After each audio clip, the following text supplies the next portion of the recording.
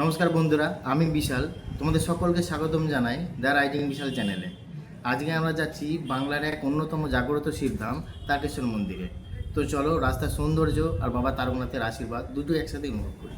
ওম নমঃ শিবায়, হর হর মহাদেব, জয় শ্রীরাম, জয় বজরঙ্গবলী। তো আমরা বেরিয়ে পড়েছি।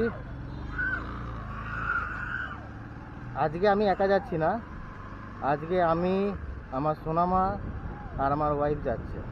আমরা তিনজন মিলে বেরিয়েছি। আমার মেয়ে এখন কাঁদছে, ও সামনে বসবে বলে। প্রথমে যাব মেয়েকে পোলিও খাওয়াতে, তারপর ওখান থেকে আমরা বেরিয়ে পড়ব।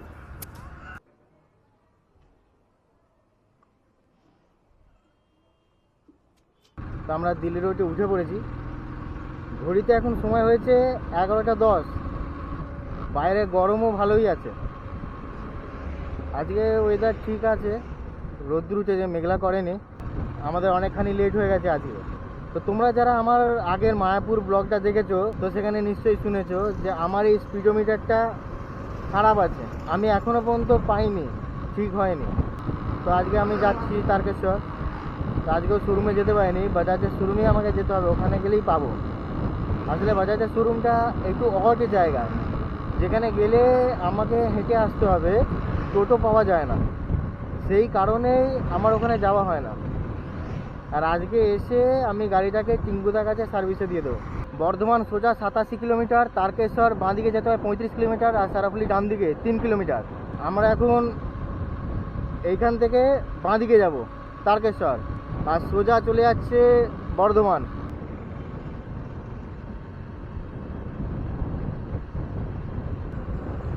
তারকেশ্বর যাত্রী যাওয়া স্টার্ট হয়ে গেছে, যে শ্রাবণ মাসে যায়।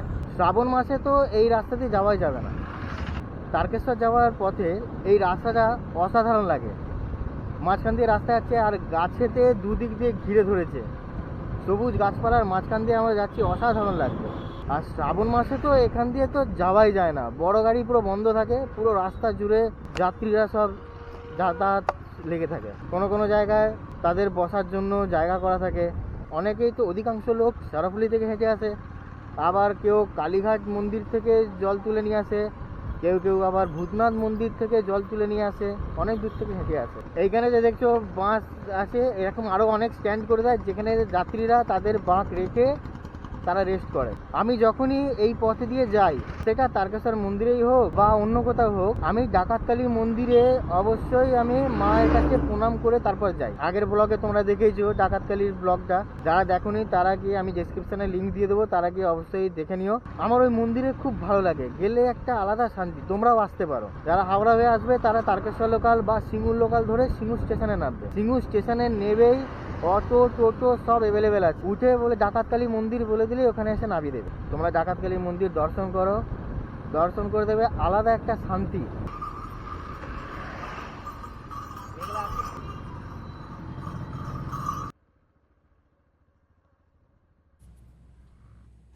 তারকেশ্বরের উদ্দেশ্যে রওনা দেওয়ার আগে আমি আরও একবার মা ডাকাতকালীর চরণে প্রণাম করে নিলাম। আসলে এই রাস্তা দিয়ে যখনই কোথাও যাই, আমার যাত্রা শুরু হয় মায়ের আশীর্বাদ নিয়েই। মনে হয় তার আশীর্বাদ সঙ্গে থাকলে পথের সব বাধা অনেকটাই সহজ হয়ে যায়।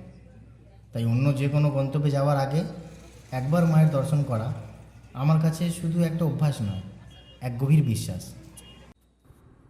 প্রতিটি যাত্রারই একটা শুরু থাকে, আর আমার প্রতিটি যাত্রাই শুরু হয় মা ডাকাতকালীর চরণে প্রণাম জানিয়ে। এই পথে যখনই বেরোই, আগে মায়ের দর্শন করি, তারপরেই এগিয়ে যাই নতুন গন্তব্যের উদ্দেশ্যে। কারণ আমার বিশ্বাস, মায়ের আশীর্বাদই প্রতিটি পথকে নিরাপদ করে, আর প্রতিটি সফরকে করে তোলে সফল। আজও তার ব্যতিক্রম হলো না। তাই মাকে প্রণাম জানিয়ে এবার চললাম বাবা তারকনাথের দরবারে। এই হচ্ছে কামারকুঞ্জ স্টেশন, আর ওইখানে উপরে যে ট্রেনটা লাইনটা যাচ্ছে, ওইটা যাচ্ছে তারকেশ্বর। এইটা হচ্ছে কর্ড লাইন, এদিকে বর্ধমান যাচ্ছে। রাত্রিবেলা এই ব্রিজটা খুবই সুন্দর লাগে, কারণ এখানে যে লাইটগুলো দেখছো, যখন পুরো লাইট জ্বলে তখন খুব সুন্দর দেখতে লাগে। তো আমরা এখন নালিকুলে একটু দাঁড়িয়ে একটু ডাবের জল খেয়ে নিচ্ছি। প্রচণ্ড গরম পড়েছে, আর পারা যাচ্ছে না। খাবে জল ডাব খাবে?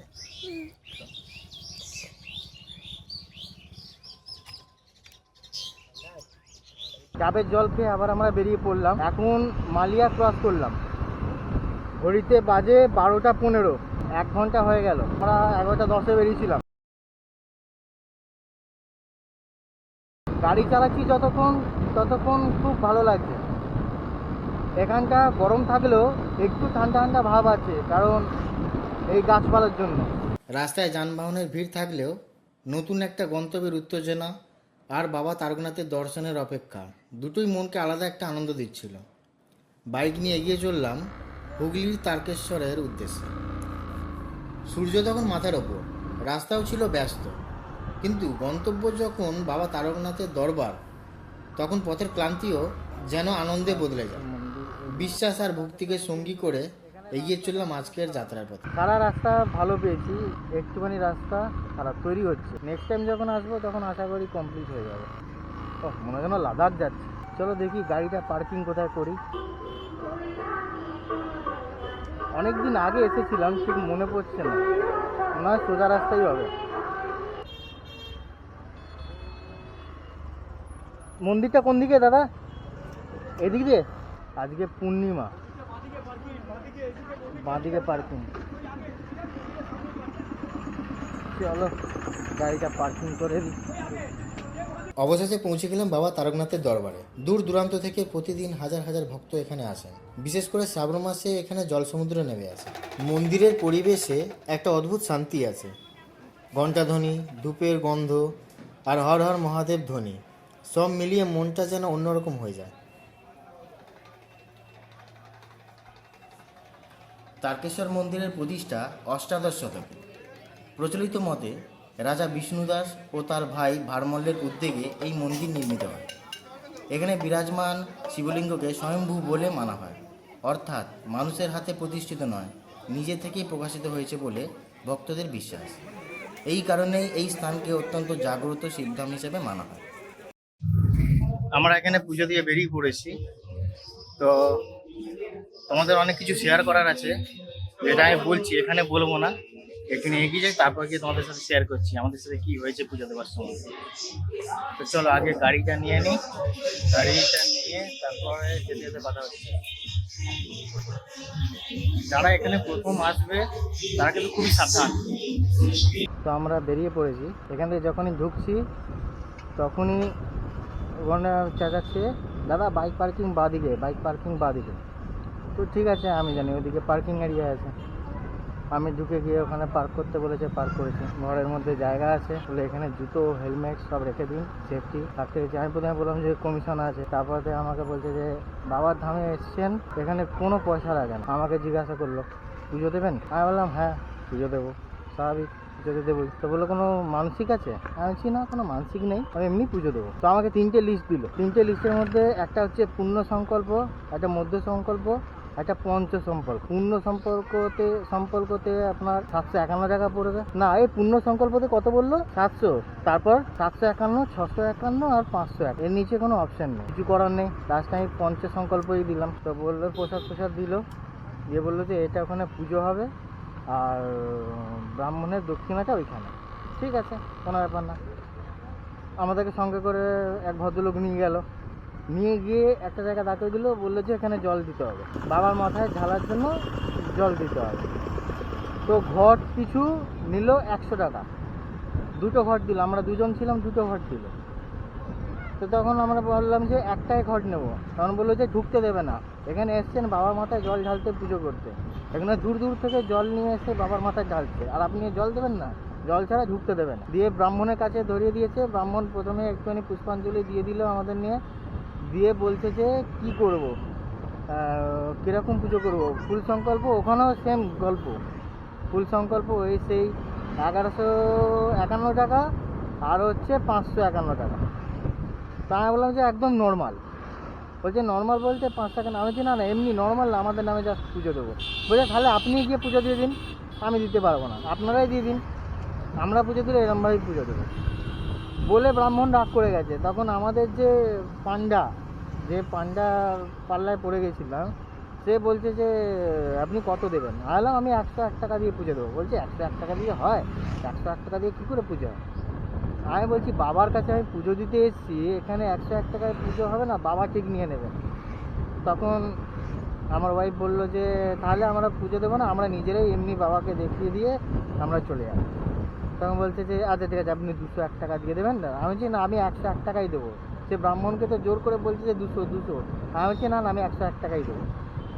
তখন ওই ব্রাহ্মণ তো নিল না, অন্য একজনকে দিয়ে দিল, সে মনে হয় নতুন, তো তার হাতে দিয়ে দিল। ও সে নিয়ে ভেতরে গিয়ে পুজো দিল। কী পুজো দিল জানি না। বললো যে দোকানের নাম হচ্ছে শঙ্কর কি যেন, শঙ্কর ভবন। দোকানে প্রসাদটা পাঠিয়ে দেবে। আমাদের যাওয়ার আগে ওখানে প্রসাদ পৌঁছে গেছে। জল ঢালতে গিয়ে লাইনে দাঁড়িয়ে দেখি আমাদের সামনে আরেক ভদ্রমহিলা আছে, আমাদেরকে বলছে যে এদের পান্ডার হাতে পড়বেন না। আমি দেখুন ঘট নিয়েছি 20 টাকা, ও ঘট নিয়েছে 20 টাকা দিয়ে, ছোট্ট ঘট যাই হোক, আমাদের থেকে নিল 100 টাকা করে ঘট পিছু। তো যাই হোক, যারা নতুন আসবে তারা খুব সাবধান, পান্ডার হাতে পড়বেন না। আমি যেটা বুঝতেও পারিনি, যাই পান্ডার হাতে পড়ছে, ওরা এমনভাবে ডেকে নেবে যে আপনি বুঝতেই পারবেন না যে আপনাকে পান্ডার হাতে আপনি কখন পড়ে গেছেন, যেটা আমার সাথে আজকে হলো।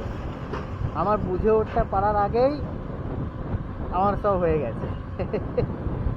তো যাই হোক, আমার মোটামুটি এখানে 551 টাকা দিলাম পুজোর প্রসাদে, 200 টাকা গেল আমার ঘটে, আর 101 টাকা গেল দক্ষিণা। ঠিক আছে, আমার টোটাল 851 টাকা আমার এখানে খরচা হবে।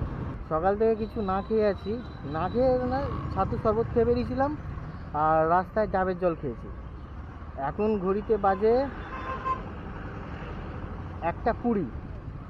খিদে একদম হালকা হালকা পাচ্ছে। অন্য সময় খিদেতে পেট কামড়াতো, থাকতে পারতাম না, কিন্তু এখন সেটা মনে হচ্ছে না সেটা। এইবার হালকা হালকা পাচ্ছে, যেহেতু বাবার দর্শন করে এবার বাড়ি ফিরছি, এবার হালকা হালকা খিদে পাচ্ছে। তো এখানে দেখি কোথায় কি খাবার পাওয়া যায়, আমরা বাইরে কিছু একটা খেয়ে নেবো। মালিয়া পার্কের সামনে আমরা খেয়ে নিলাম ছেঁড়া পরোটা আর আলুর তরকারি। প্রতি প্লেট নিল 20 টাকা। পথে ছিল বিশ্বাস, শেষে মিলল প্রার্থনা। মার আশীর্বাদে পূর্ণ হলো যাত্রার প্রতিটি কামনা। বাবা তারকনাথের চরণে রেখে মনের সব ভার, আবার ফিরবো নতুন পথে, হর হর মহাদেব আমার। ভিডিওটা যদি ভালো লেগে থাকে তাহলে একটা লাইক করবেন, বন্ধুদের সঙ্গে শেয়ার করবেন, আর দ্য রাইটিং বিশাল চ্যানেলটি সাবস্ক্রাইব করে পাশে থাকবেন। আবার দেখা হবে নতুন কোনো রাস্তা, নতুন কোনো গন্তব্য, আর নতুন এক গল্প নিয়ে। ততক্ষণ পর্যন্ত ভালো থাকুন, সুস্থ থাকুন। হর হর মহাদেব।